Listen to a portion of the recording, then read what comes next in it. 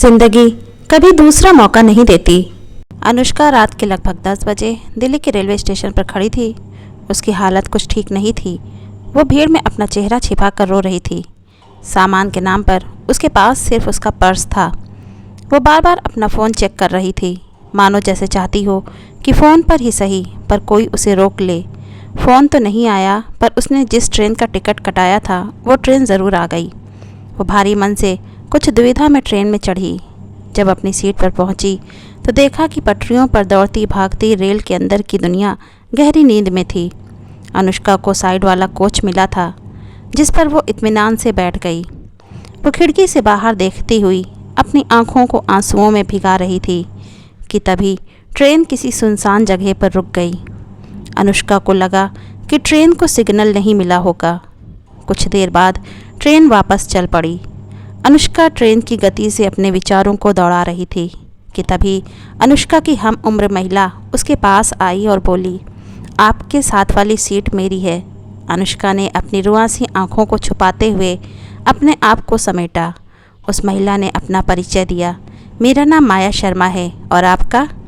अनुष्का इस संवाद को आगे नहीं बढ़ाना चाहती थी, पर शिष्टाचार निभाने के लिए उसने कहा, मेरा नाम अनुष्का है।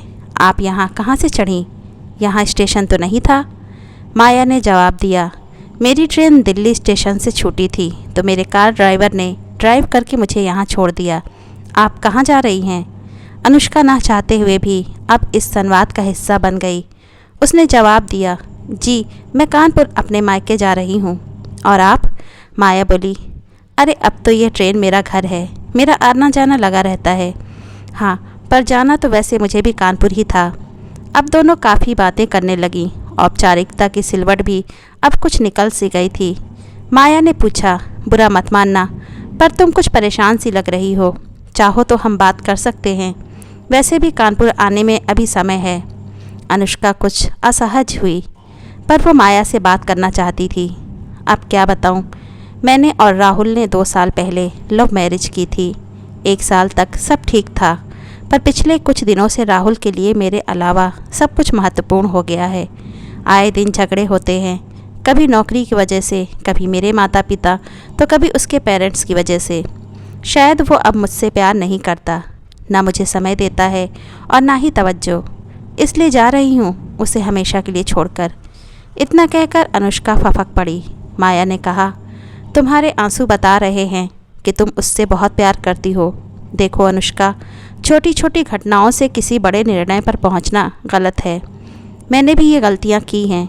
अगर ऐसा लगे कि रिलेशनशिप में कोई एक डगमगा रहा है तो उसका साथ मत छोड़ो, बल्कि उसका हाथ और कसकर पकड़ लो। लंबी सांस भरते हुए माया ने आगे कहा, जिंदगी कभी दूसरा मौका नहीं देती। बिल्कुल किसी ट्रेन की तरह, अगर एक बार स्टेशन छूट गया सो छूट गया। और अगर किसी से प्रेम है तो कभी उससे कटु शब्द मत बोलो।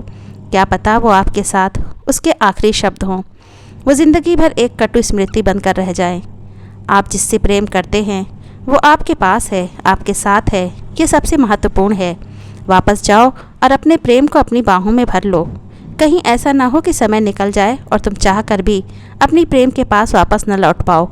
अनुष्का माया को सुनती जा रही थी। उसने कहा, माया शायद तुम जो कह रही हो सच है। वो मुझे राहुल को ऐसे अचानक छोड़कर नहीं जाना चाहिए था। पता नहीं गुस्सा दिमाग पर इतना हावी हुआ कि कुछ समझ नहीं आया। मैं कल माँ से मिलकर तुरंत वापस लौट जाऊंगी। अनुष्का अब काफ़ी हल्का महसूस कर रही थी। उसने आगे कहा, माया मैं अपनी ट्रेन की दोस्ती को आगे बढ़ाना चाहती हूँ। क्या तुम मुझे अपना नंबर दोगी?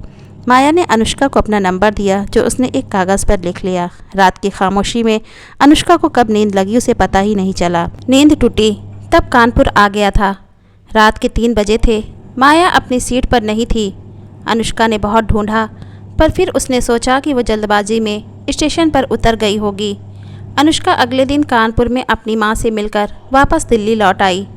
उसने आते ही राहुल को गले लगा लिया। उसके हाथों को अपने हाथों में लेकर कहा, पता है राहुल, मैं तो तुम्हें और हमारे रिश्ते को हमेशा के लिए छोड़कर जा रही थी, पर माया की बातों से ऐसा लगा कि तुम मेरे हाथों से रेत की तरह फिसलते जा रहे हो।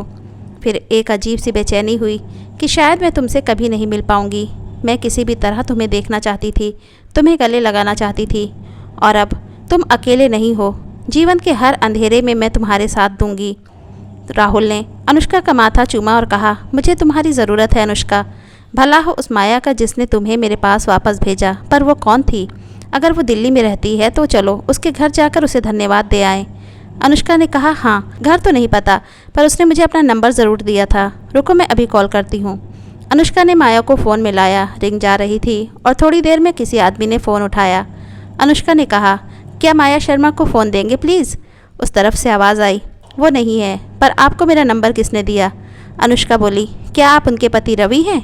रवि ने कहा, हाँ। अनुष्का ने कहा, मुझे आपका नंबर माया ने ही 3 दिन पहले ट्रेन में दिया था। हम दोनों साथ साथ सफ़र कर रहे थे।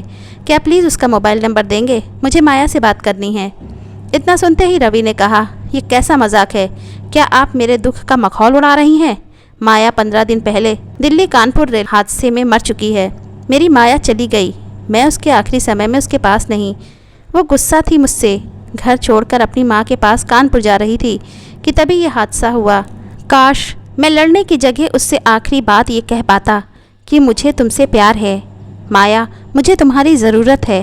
इतना सुनना था कि अनुष्का के हाथों से फ़ोन छूट गया। आंखों से आंसुओं की अविरल धारा बह रही थी और उसे कुछ याद आ रहा था तो बस माया के आखिरी शब्द, अनुष्का, ज़िंदगी किसी को दूसरा मौका नहीं देती, बिल्कुल किसी रेल की तरह।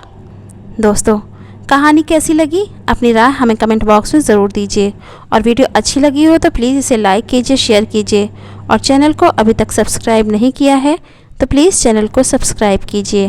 Thanks for watching.